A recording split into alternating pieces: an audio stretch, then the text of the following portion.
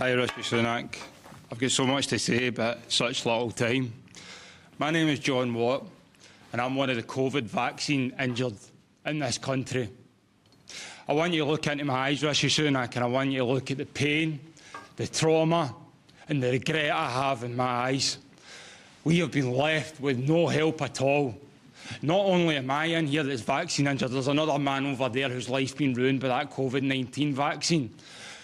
I know people who have lost legs, amputations. I know people with heart conditions like myself, Rishi Sunak. Why have I had to set up a support group in Scotland to look after the people that have been affected by that COVID-19 vaccine? Why are the people who are in charge, who told us all to do the right thing, have left us all to rot and left me and the thousands and the tens of thousands in this country to rot? Rishi Sunak, look me in the eye.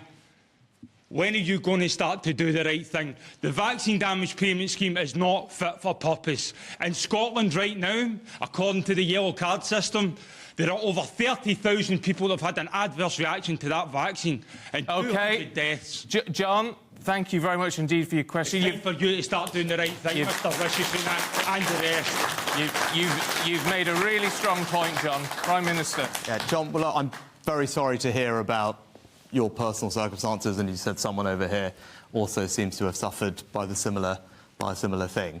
Now, obviously, I don't know about the individual situation that you're in. We're silenced. Well, on social media and everything. Okay. We are silenced.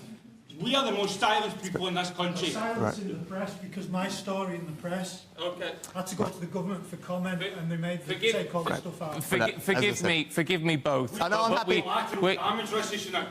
No one. Okay. John, no one is saying. Yeah. Okay. I've lost my house, my wife, and a successful career. And sir, you raised some very valid points, I'm sure. What I've got to say is, though, we haven't got you on microphone, and as you know, we've got to get through this. I'm sure we can raise your points with the Prime Minister at a later date. But in the meantime, Prime Minister, if you could cover the issue. I'm very happy to. So there is a vaccine compensation scheme that's in place, as you alluded to, in the NHS. Obviously, everyone individually will work through their cases. It's difficult for me to comment on anyone's individual case. I'm sure you'll appreciate that. I'm very happy to go and look at the cases, and I'm sure you'll get them to the team here. I mean, I'm very saddened and shocked to hear that you've been silenced by anybody. That is surprising to me, so please do get your details to Stephen and the team, and I will happily take that away. Of course, you should be able to speak about your experience, what's happened to you, and as I said, we have a compensation scheme in place for that, and I'll make sure that we're working through that. Obviously, I think you'll appreciate it's hard for me to comment on your specific circumstances, just not knowing them, and those things are... Forgive me, sir, we haven't got a microphone on this, so our viewers and listeners won't be able to... I think the last thing I'd say is, you know, we went through a pandemic, like everyone else.